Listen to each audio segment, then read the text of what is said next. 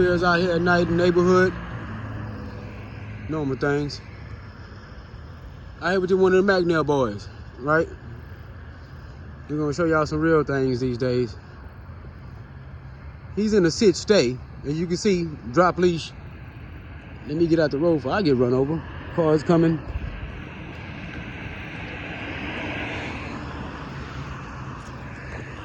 Make sure I don't get run over. And he's here. T'Challa. What's up, T? Ooh, I'm stepping on the leash. I didn't mean to do that. That was an accident. I didn't mean to do that. That was an accident. Stay. That was my mistake. I stepped on his leash. I'm trying to not get run over by this damn car. All right. But that's what we're actually doing right now. We're actually doing traffic training right now. All right. And I'm going to explain some of the training that I'm doing with these boys right here. These are McNair boys. I'm going to show some of the upper level training that a lot of people miss, small details. This is one of them. Right here. Nighttime traffic. Of course, it's a little bit more than daytime traffic. You know, because the nighttime brings that little mystique or whatever, a little, I guess, questionable things in the nighttime. You don't know what goes bump in the dark, so you kind of get a little more apprehensive at night. And so with the headlights beaming on him and coming down on him, you know, it's a little bit more stressful. You know what I'm saying? It's getting like a little light right now. But that's what he was doing right now. We're going through the neighborhood, doing his good citizenship type stuff. You know, heel, sit, stay, down, all that, whatever. And now we're working on some stay action. But we was doing stay with traffic, you know what I'm saying? It was kind of busy, but now everybody done died out. So I'm gonna actually walk away from him and put some distance on it. We're gonna do something else since we don't have the traffic as a distraction. We'll use another kind of distraction. Let me walk away from him, you know? And these are my babies, so I raised him. So of course he don't like this right here, being away from me. My dogs are house dogs. So he live in the house, he been in the house all his life. He was born and raised in my house. Born and raised, them boys was born and raised in McNair, right here, baby. Them McNair boys. We got some more traffic coming, that's good, but look how far I am away. Ooh, let me get out the road too. Ooh, smack. Ooh. There you go, that's that McNair boy. See with the traffic, the distance, nothing seems to be a problem with these McNair boys. But we can do anything. We're gonna show y'all though, talk is cheap. Talk is real cheap. That's why we're coming online, to show y'all what these McNair boys do. All right. Neighborhood, nighttime. A little misty, you know what I'm saying?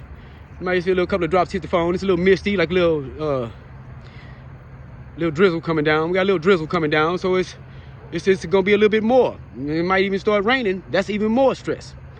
Now he's separated from me. We got him at night, strange place. Traffic in the neighborhood. I like to bring my dogs to strange neighborhoods and train. I don't train like at my house because I mean that's the house. We know everything there. There's not gonna be any stress at the house. There's not gonna be you're not gonna get any true, what I call true learning at home, because it's too comfortable. The mindset is different. Your body chemistry is different, how you handle yourself at home. And so it is also with them. And so they don't quite learn the lessons as sharp or as crisp or as serious. Okay, so I go everywhere. I take my dogs places. Good bright lights. He's a good citizen. Didn't want to run over the dog. Saw the dog right there because he's kind of close to the street. If you notice, that's not an accident. He is behind the white line for safety, but he is close to the street for it to be a problem.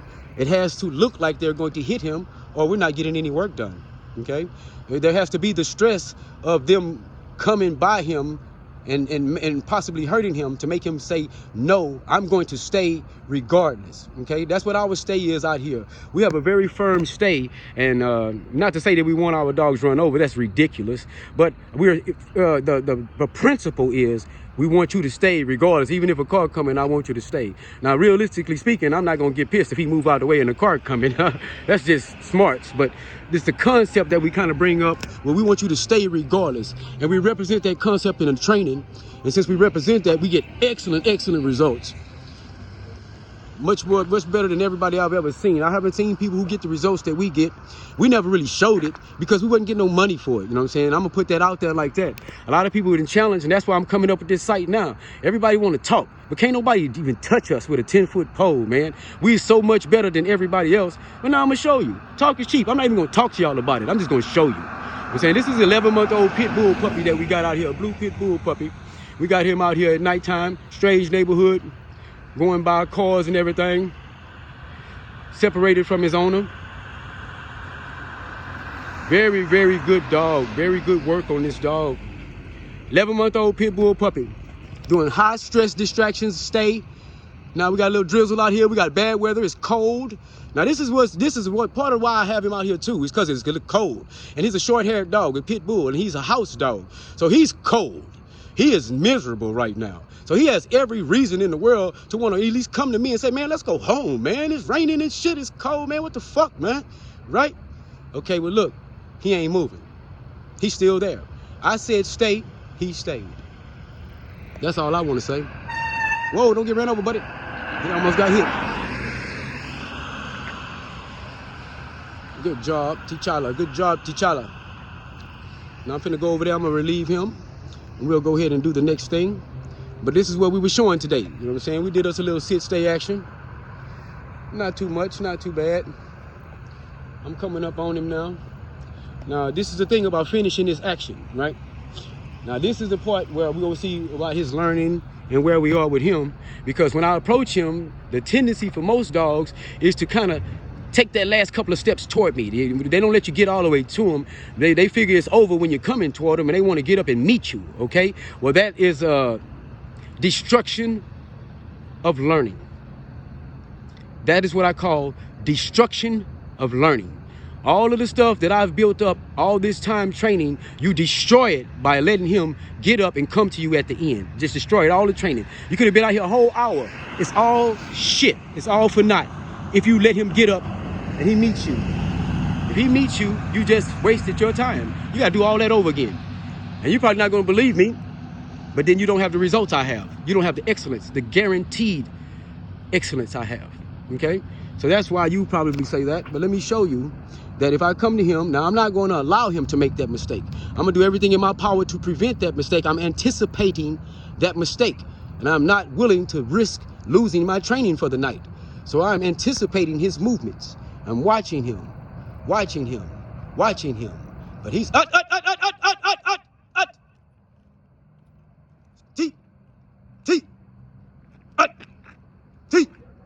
Glad to show that. I'm glad to show that. Now, the thing that I did with that, and I'm glad to show that, is I did not allow him to approach me. And when he did try to approach me, I extended my leg to make sure that I prevented him from approaching me, to show negativity toward his approach, disciplinary toward his approach.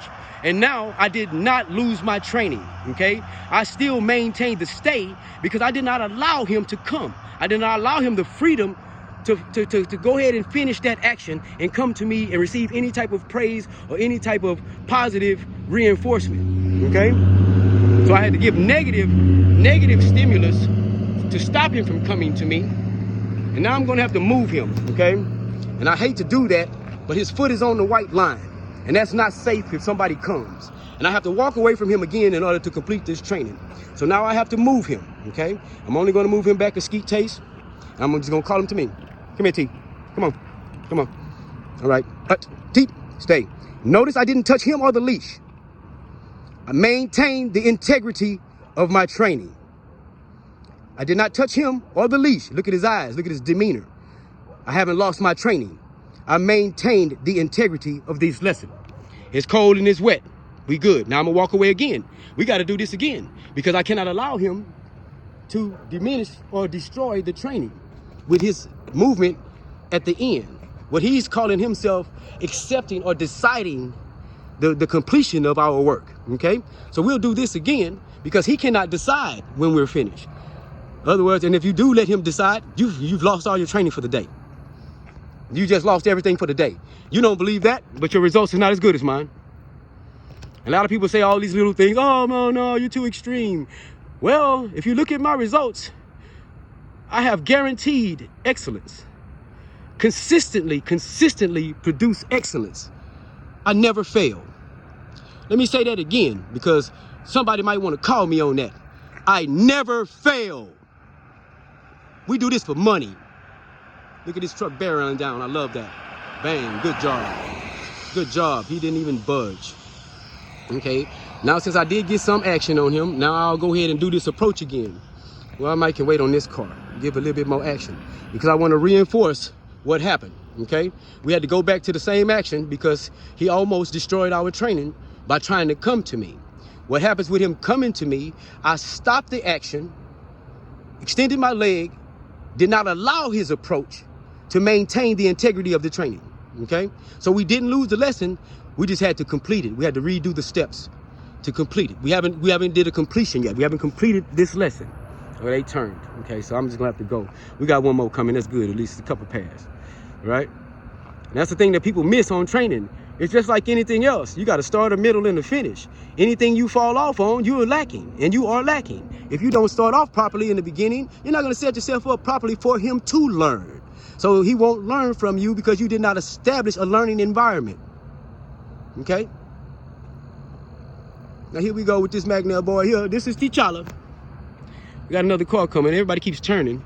I want to give him another car before I approach him, just to make sure we get a little bit more action on him. I'm crossing the street again. Give him a lot more action. Good. Car barreling down on him. Good job. Another truck.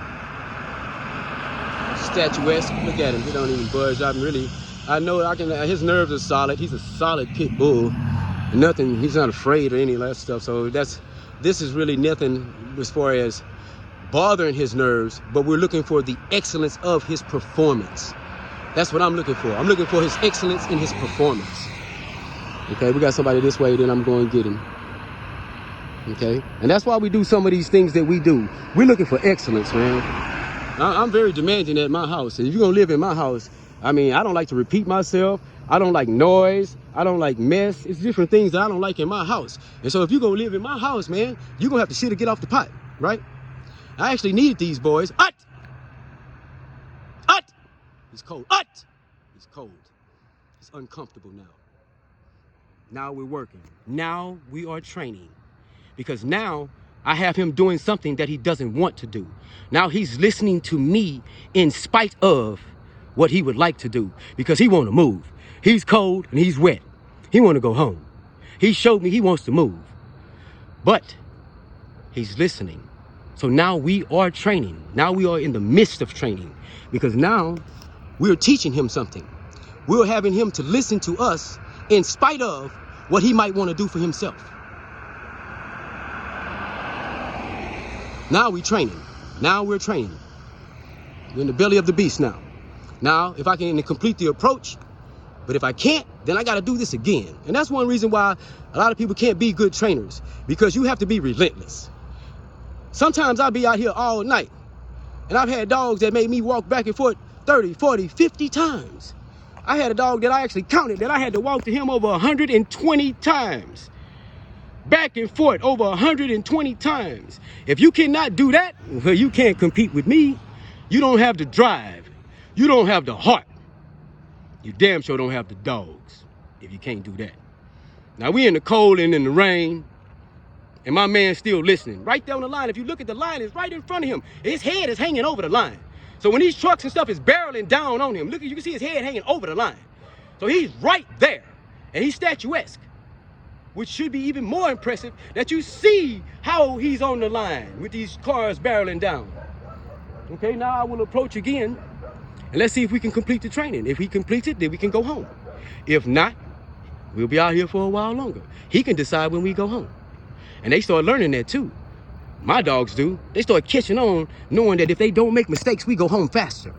We don't have to stay out so long if we just do everything we need to do.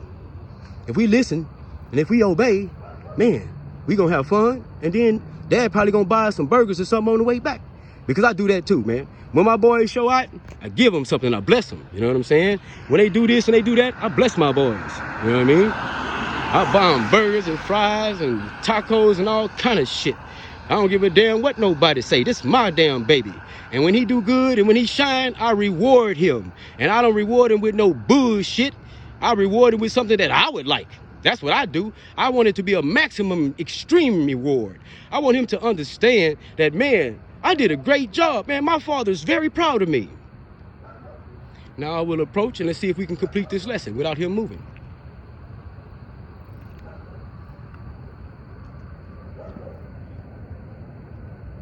And that is excellent. And that's what we're looking for. That's what we're looking for. And now I'm gonna grab the leash, and I still don't want him to move. I just want to grab the leash, because that doesn't mean anything either. I haven't given a command. I just touched this apparatus. The leash is really not anything, and I try to teach my dogs that. It's just a tool, the same thing as a collar. The commands come from my voice, from my essence. The commands come from Master, from Father. I don't know why I do that, because that's the only way that I've learned it, but it's almost like a family complete to me. I mean, I'm like father to them. I care for them like that. And also I demand that type of respect and that type of excellence. Soma, good boy. That was excellent, T'Challa. That was excellent. I'm gonna let him get a little freedom with a little, kind of like a little step in his walk. I'm gonna do a spin and a stop. And that's just for his purposes. Teet! I don't stop always in straight lines. I do turns and spins for my stops. I make them more difficult. Walking in a straight line and stopping, it's just so basic, but it's not realistic if you really think about the function. When everybody's walking and you're doing things in the daily life, you don't walk in straight lines and like a fucking robot. Nobody actually does that. People twist and turn all kind of ways. I'm walking, somebody says my name, I turn, hey, you know, whoop de whoop. And so I do that in my training. I reflect that in the excellence. When they start to get all the basics down, then I start to be normal, abstract, unpredictable. Unpredictability is your best friend. Okay, T'Challa, come on. And that means walk with me. So you saw he got up and turned his butt and walked with me. He didn't go around me. He walked with me. He waited for me to approach him since he was already on that side. And then he swung his butt around properly and walked with me. Notice the J in the line. Notice that I'm not holding a tight line. He's in position just because he's excellent. He's just excellent. Notice the loose line. And notice that I'm using my fingers. This is how I control him. This is T'Challa. See what I'm saying? This is T'Challa. Look at the J. I don't need to restrain him. We're walking around dogs. Now, if a stray dog comes out here, I'm going to kick the dog. I'm going to let y'all know that off the top, because I'm just not going to let a dog just bite him. Now, he's going to probably protect himself because he's a pit bull and he's not a punk. So I'm pretty sure that he ain't going to let nobody just bite him. But I'm going to let you know what it is so you won't be surprised on this video. If that son of a bitch come out here and touch my dog, I'm going to put these boots on his ass. I'm just telling you, just so everybody won't be surprised. He's not going to be able to touch my dog. Now, I am walking with stray dogs, loose dogs, but that's real life. That's how it goes in real life. Let me cross the street over here. I'm coming on this side.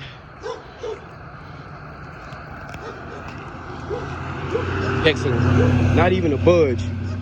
His positioning, he's good. Got stray dogs and everything out here.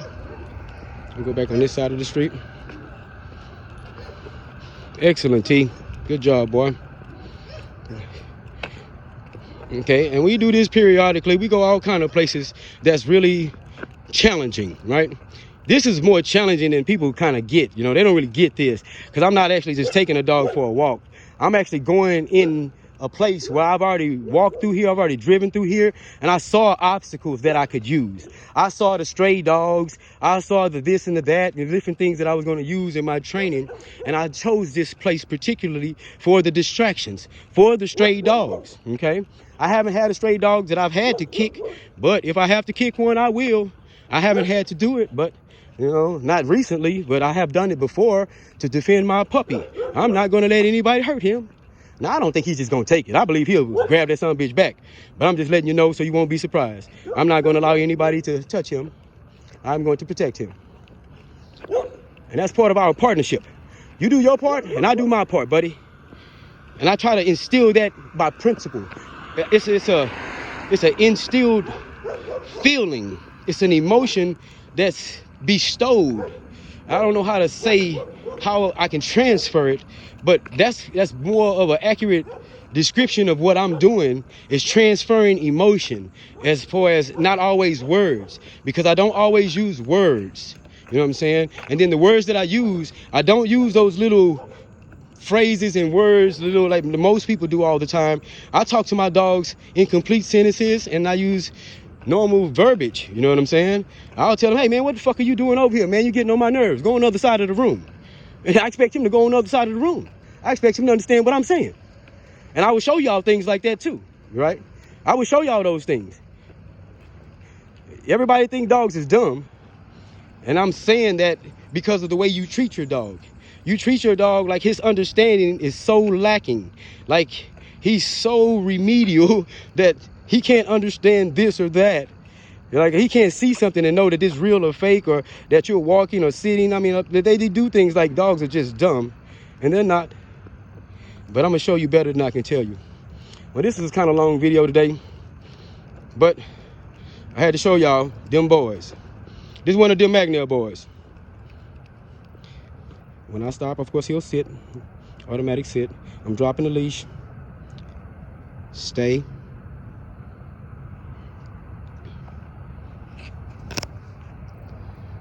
And he's excellent.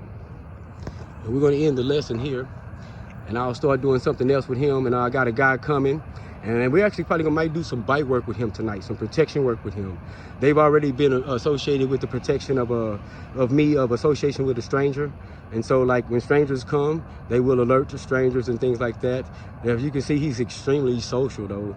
I mean, you don't have to worry about him touching somebody or being out of line in any type of way, shape, form, or fashion. He's even safe around children and babies. I mean, completely safe. You don't have to worry about him. He's a very intelligent guy, and he's been raised to be a service dog. These dogs help me with my seizures. And so that's what they were doing first. First, that's what I got them for, to train them as my seizure dogs, you know what I'm saying? And then, man, it just evolved into, let me show you the world, you know what I'm saying? Let me show everybody what these boys can do, you know? First off, it was the fact that they were pit bulls, you know what I'm saying? I got them through a contact and this and that and the other, and it was what was available to me at the time, because I actually didn't just choose to train a pit bull as a service dog.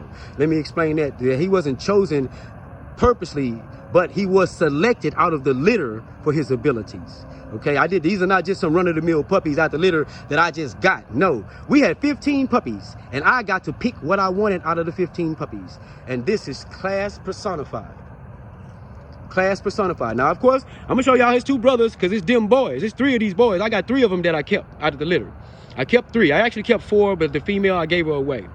So I got 3 out of the litter that I kept for myself, and I trained them to be my seizure dogs. You know what I'm saying? And they help me with my seizures and everything. And I have a Dutch Shepherd female named Demona.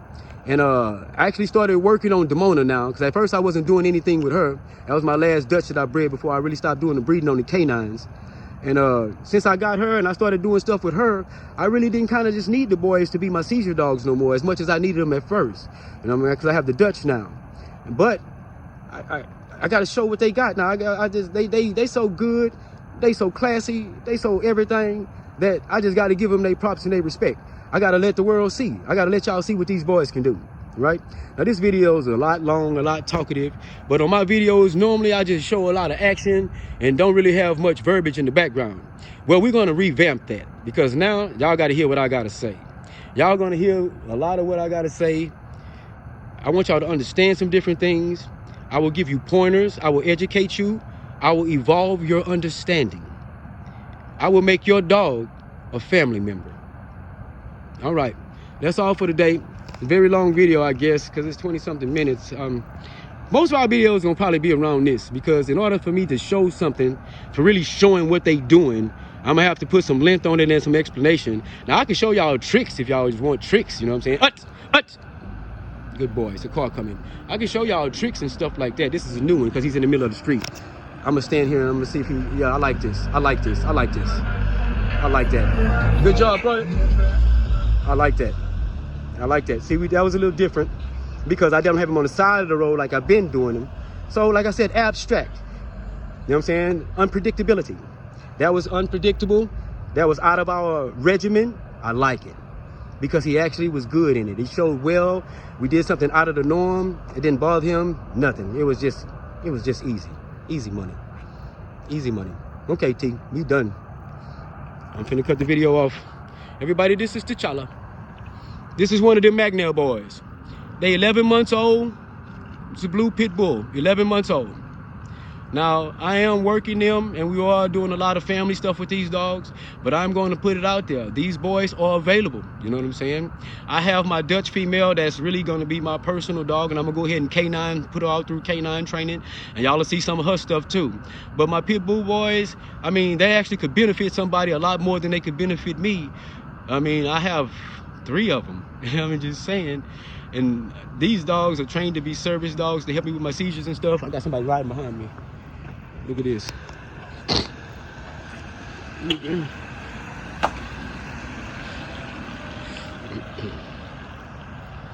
And so, like I said, these dogs will be excellent dogs for a upscale type family. And when I'm saying upscale, I'm not meaning rich, but I mean people who know how to treat someone, something, how to care for a family member, and have the ability to do so. Okay? Some people have all the love in the world, but if you don't have the money to buy the food or the facility to house the dogs, I mean, there's no skin off my teeth, and I'm not trying to hate on you, but that's not the kind of people where these dogs can go. For somebody to get these dogs, they have to be able to take care of them better than I can. And then I will allow them to benefit your life. I will allow them to bless your family if you can't afford them. Okay, and they won't be cheap, because you can see a lot of stuff. You can see what they do. They already help with seizures. They're already seizure alert dogs.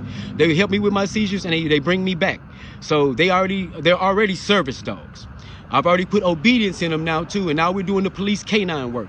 So these dogs are seizure dogs, which are service dogs, and they're learning K9, police K9 training. Okay, so they got bells and whistles with them, man. They are fabulous. You'll see as we go along that these boys, they are the cream of the crop.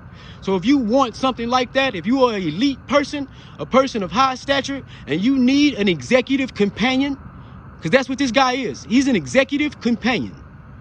If you need an executive companion, he is available, but he's not cheap.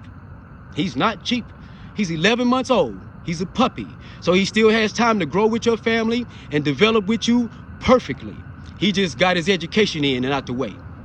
So anybody who benefits, anyone who gets these dogs is going to be winning the lottery. You're going to be winning the lottery, right? You're going to be getting probably about a $20,000, $30,000 dog, and you're not going to pay that much. Of course, that's nowhere near with the price what you actually pay, right? You're going to pay somewhere around the $5,000 range for these dogs. I'm going to put it out there so you don't have to guess and call me and ask me, what about this, what about... No, just think about what these dogs are doing. They're service dogs that we can certified service dogs, and they could be certified K9 also when I finish this program that you're going to be watching. Obedience, protection, and service. Normally, a dog like that is going to be $20,000 to $40,000. Look it up online if you people don't believe me. You're going to be paying $20,000 to $40,000. It'll probably be a different breed, but they have several breeds that do it. So if you're going to call me for this guy, look online and find out that service dogs are $20,000 to $80,000, depending on where you're going with and what you're doing. So don't think he's going to be cheap. He's not. But he's available as an executive companion to someone who can utilize him and who will benefit from a family member like this. Y'all have a blessed day.